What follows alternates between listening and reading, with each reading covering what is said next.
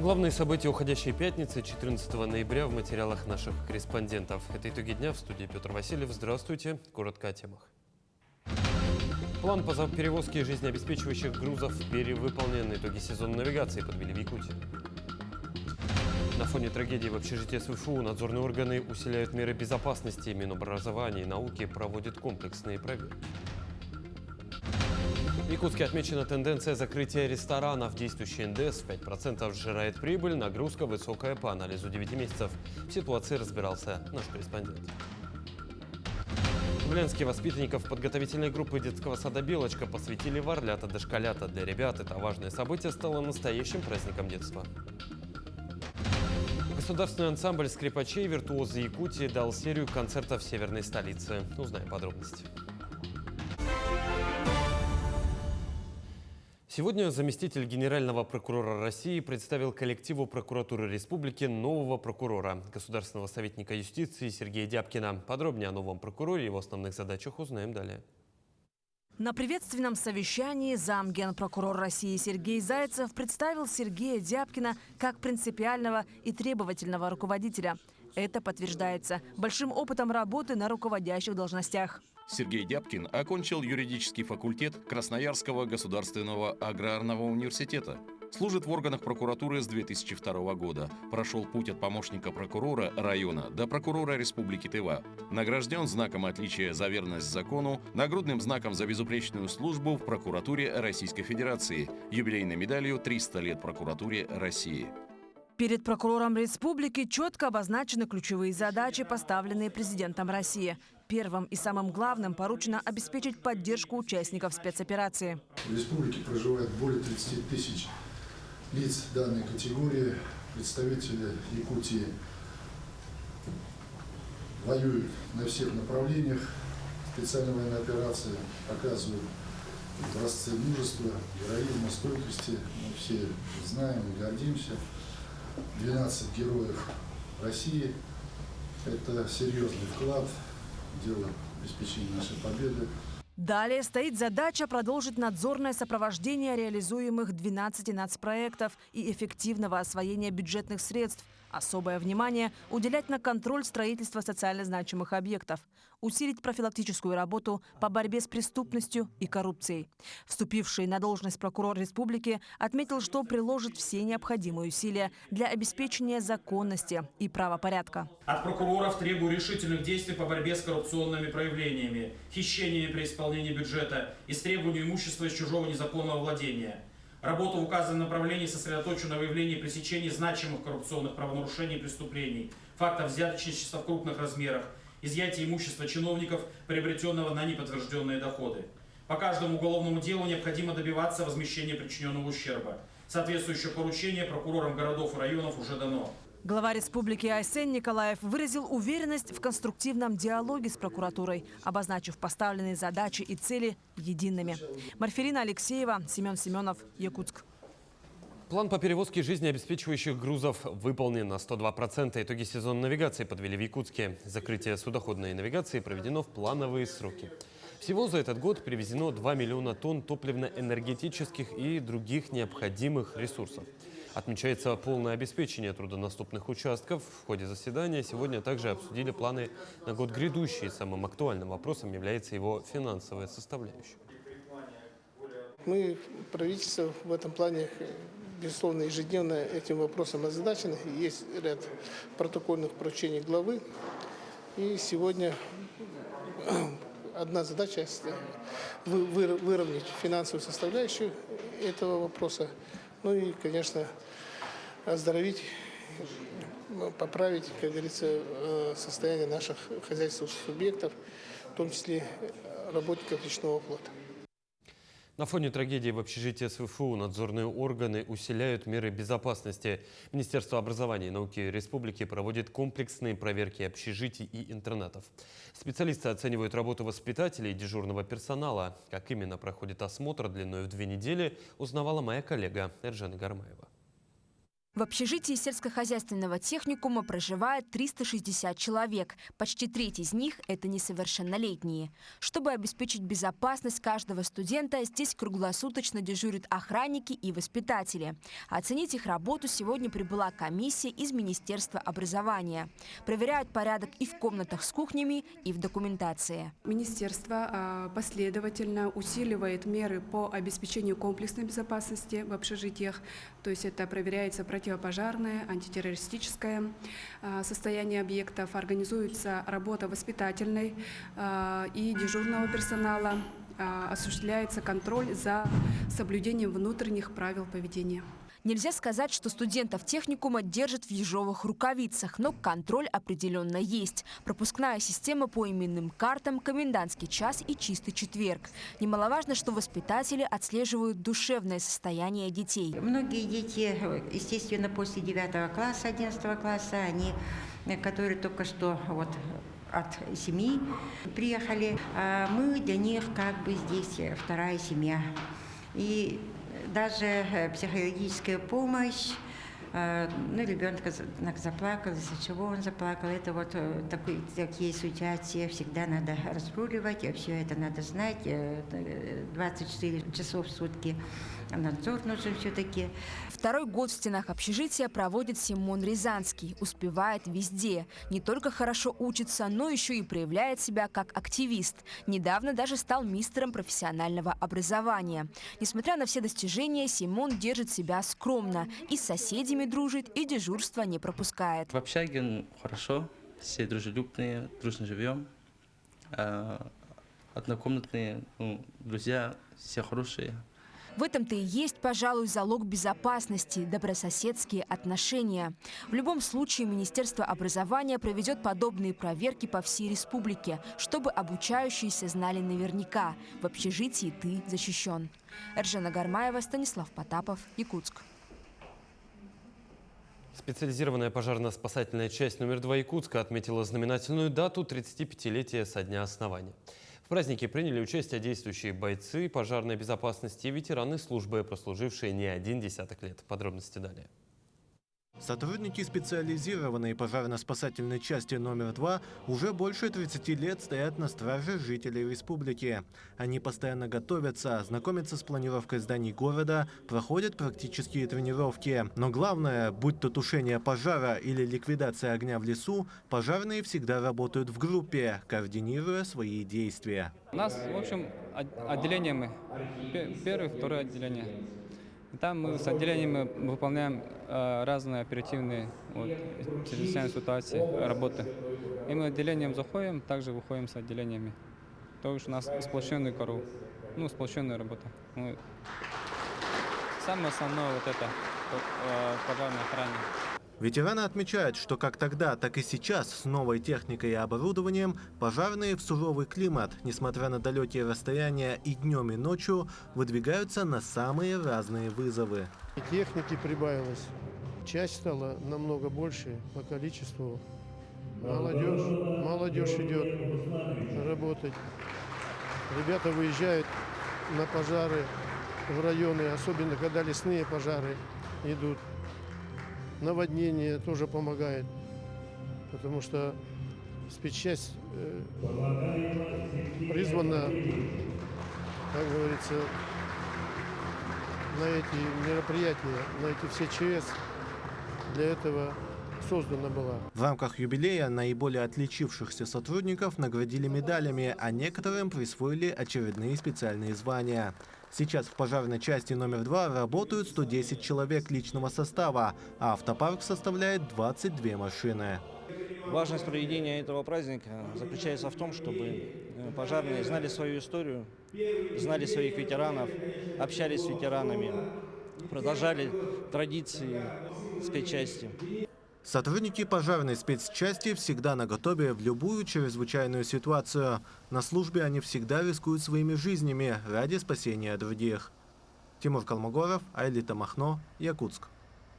В библиотеке СФУ состоялась пресс-конференция к предстоящему старту Северного форума. Международная экспертная площадка станет местом обсуждения вопросов устойчивого развития в условиях Севера и Арктики. В этом году главной темой объявлено партнерство в меняющемся мире. Эксперты обсудят глобальное партнерство на благо экологии и развития арктической инфраструктуры.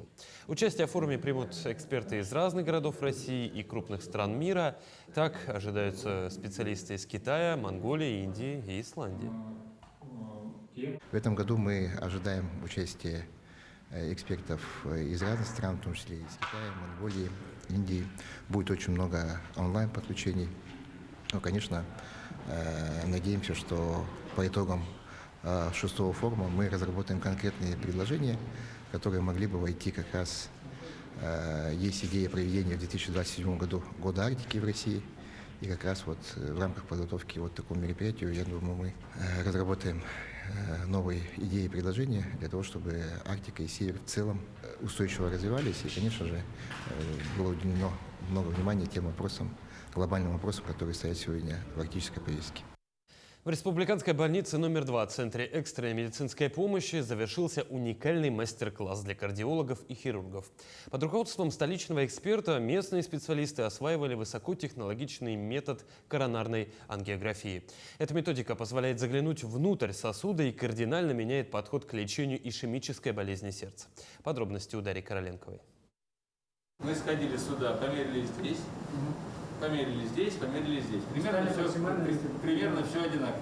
Если стандартная ангиография показывает лишь контур артерии, как тень на стенке, то новый метод с помощью микроскопического датчика, введенного прямо в сосуд, позволяет рассмотреть его изнутри во всех деталях. Операция относительно новая для Якутии. Будет их гораздо больше и в этом году, и в следующем году. Я думаю, что они встанут на поток. Смысл в том, что с помощью специального датчика мы можем посмотреть на сосуд изнутри, для того, чтобы точно определить его диаметр, посмотреть, насколько он сужен, есть ли какие-то особенности строения бляшки, которые надо учитывать при выборе оптимального лечения. Первым пациентом, прооперированным в рамках мастер-класса, стал мужчина с хроническим заболеванием сердца. Ему провели коронарную ангиографию с внутрисосудистым УЗИ для точной оценки состояния артерий и повторно установили стенты. Вообще ишемическая болезнь сердца, да, это, так скажем, бич нашего общества, где пациенты страдают от болевых ощущений со стороны сердца. Чаще основной причиной вот этих вот болей в сердце это атеросклеротическая бляшка, которая уменьшает просвет сосуда, за счет чего происходит недостаточное питание сердца, мышцы сердца, именно с уменьшением кровотока, так скажем, да, в мышцу сердца. Истинный просвет сосуда.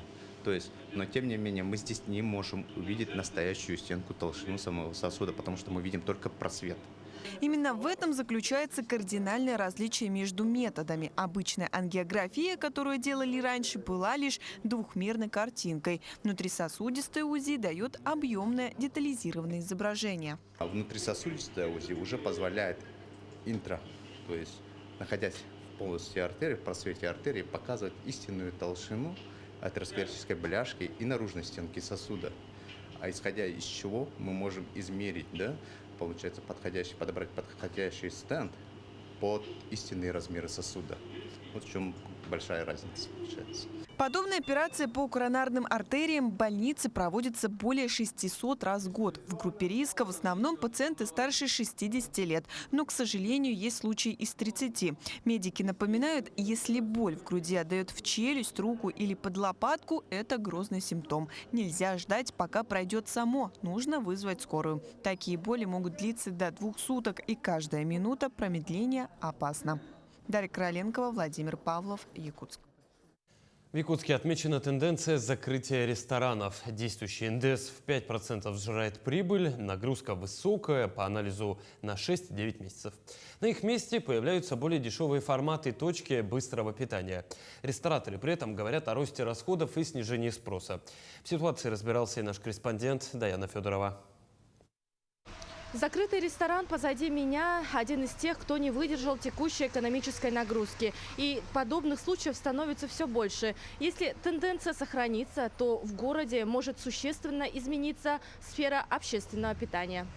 Все больше ресторанов закрывают свои двери, уступая место небольшим форматам, от шаурмечных до закусочных. Только в этом году перестали работать целых 7 ресторанов. Это связано как с падением покупательской способности, так и с общей экономической нагрузкой на предпринимателей.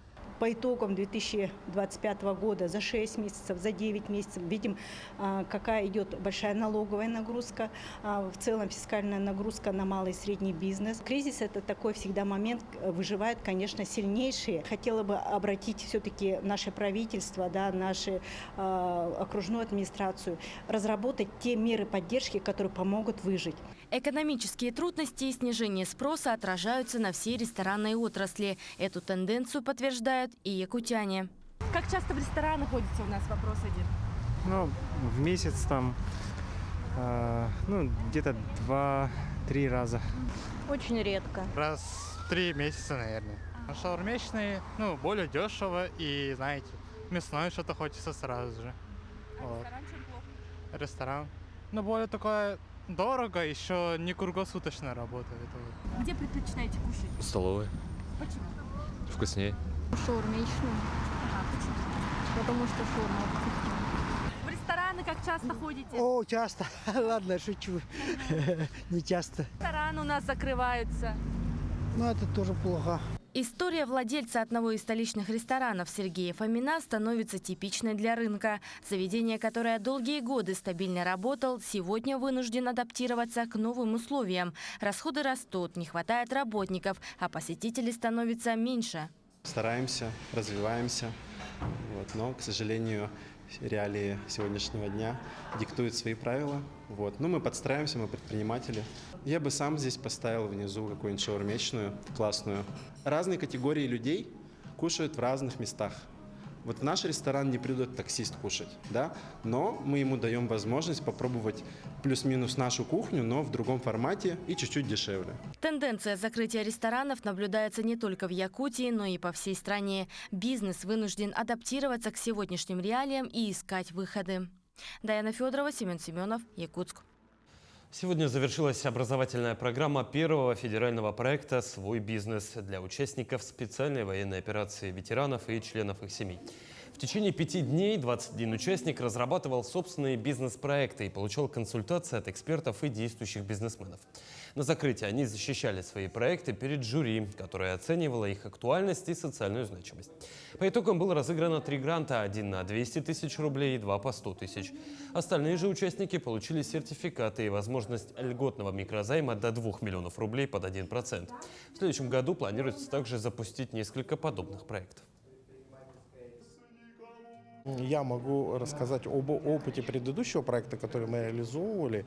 У нас также более половины участников пошли в бизнес, реально его зарегистрировали. Основные проекты, связанные с это услуги, это автосервисы различные, это ремонты помещений, это репетиторские центры, это производство сувенирной продукции, туристические услуги. Интерес достаточно большой, то есть люди, в зависимости от того, какие навыки они умеют, какие компетенции, они могут применить их на практике. И в продолжении темы предприятие Якутии представит свою продукцию и услуги на всероссийском этапе конкурса 100 лучших товаров России. В Доме правительства подвели итоги республиканского конкурса «Лучшие товары республики». Подробнее об этом Лилия Бурцева. Конкурс проводится в Якутии с 1999 года и направлен на поддержку местных производителей и продвижение качественных товаров на республиканском и российском рынках. Лауреаты и дипломанты получат право использовать на своей продукции престижный знак качества – золотой или серебряный логотип. Наши предприниматели перезагрузились, изменили свои подходы, маркетинговую политику, дизайн, может быть, какие-то кадровые решения приняли. И буквально вот за последние 2-3 года количество участников в 2-3 раза количество увеличилось. Да? Конкурс привлекает все больше якутян, демонстрируя невероятное разнообразие талантливых производителей. В этом году он собрал рекордное количество участников – 78 заявок от 46 предприятий. Представлено множество товаров и услуг, начиная от свежей выпечки и заканчивая натуральной косметической продукцией. Вся продукция у нас делается в республике. Сырье мы производим тоже сами. У нас есть своя пасека. Оттуда выходит наше сырье, продукция, то есть полностью натуральные компоненты. И вот чтобы сделать безотходное производство, мы решили выходить на такой уровень, как вот крема, косметика и так далее. Заключительным этапом является выдвижение кандидатур на федеральный уровень, участие во всероссийском конкурсе программы «100 лучших товаров России». Так, от Якутии выдвинуты порядка 20 предприятий, одним из которых стала фабрика «Сардана». Их продукция – обувь из натуральной кожи. Фабрика работает более 55 лет. В общем-то, мы всегда шили кожаную обувь, но в последнее время наши технологи, дизайнеры разработали более новые модели, более усовершенствованные для современного мира и образа жизни. Конкурс способствует насыщению республиканского рынка высококачественными и конкурентоспособными товарами местного производства, что в свою очередь поддерживает экономическое развитие региона. Лилия Бурцева, Станислав Потапов, Якутск. Государственный ансамбль «Скрипачи-виртуозы Якутии» дал серию концертов в северной столице. Классическую музыку в исполнении именитых якутских музыкантов услышали в Мариинском дворце, клубе «Выборгская сторона» и военно-медицинской академии. Отдельное выступление ансамбль провел в госпитале для раненых, военнослужащих и курсантов. Еще одной площадкой, где прозвучало творчество виртуозов, стала Санкт-Петербургская академическая филармония имени Шостаковича. Особенное место – это первая в истории России филармония. Основана она в 1921 году. Вечер прошел в рамках абонемента в легком жанре и собрал полный зал целителей классической музыки. Музыканты сорвали овации.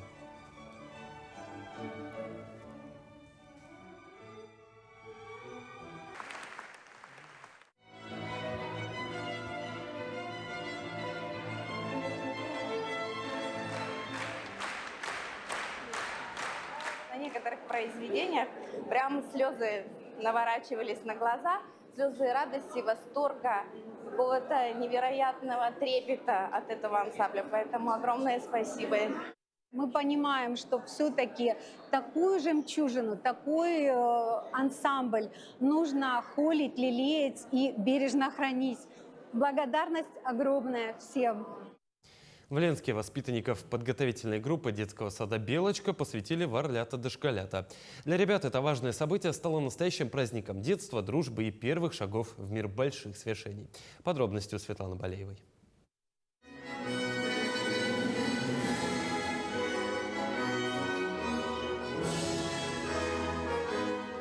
Официальная церемония началась с гимнов Российской Федерации и Республики Саха-Якутия. После с приветственным словом к юным орлятам обратилась представитель районного управления образования. Татьяна Филипповна отметила важность воспитания в себе любви к родине, трудолюбия, стремления к знаниям, честности, благородства и товарищества. Ребята, помните, что проект «Орлята-дошколята» является фундаментом патриотического воспитания. И быть орленком – это значит быть целеустремленным, смелым, храбрым и, главное, готовым помочь своему товарищу. В ходе мероприятия ученики 3-й и 2-й школы, бывшие воспитанники детского сада «Белочка», рассказали ребятам легенду об орлятах. Воспитанники произнесли клятву и пообещали быть активными, сильными, инициативными, чтить и соблюдать законы орлят, всегда быть примером для других ребят. Клянемся! Поступать по чести и совести. Клянемся! Маленькие участники с гордостью приняли клятву орленка и стали частью большого проекта «Орлята России». Нас сегодня посещали орлята-дошколята. Мы теперь будем примером для младших детей. Мы прилежные ребята, мы орлята-дошколята. Только те, кто любят труд, нас орлятами зовут. В торжественной обстановке юноармейцы и участники движения первых повязали дошколятам галстуки и поздравили с новым этапом в их жизни. Будем надеяться, что в будущем они будут помогать друг другу и станут добрыми и сильными. Когда мы повязали им галстуки, мне кажется, что они стали взрослее выглядеть намного.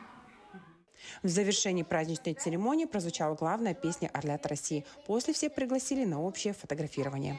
Светлана Валеева, Виталий Андреев, Ульяновск. Айсан Николаев вручил сборной Якутии по вольной борьбе экипировку перед турниром Дмитрия Коркина. Капитан сборной республики по вольной борьбе Константин Копрынов заверил, зрителей ждет захватывающее зрелище. Борцы сделают все возможное для достижения побед. В этом году в соревнованиях примут участие 107 лучших борцов из Якутии. На данный момент прибыли 11 команд, в том числе сборные Японии и Кубы. Ожидается более 200 спортсменов из регионов России и зарубежья. Ну а трансляцию зрелищных схваток покажут наши телеканалы «Мамонт» и НВК «Саха». Таким увидели этот день наши корреспонденты. Ну а я с вами прощаюсь. До встречи.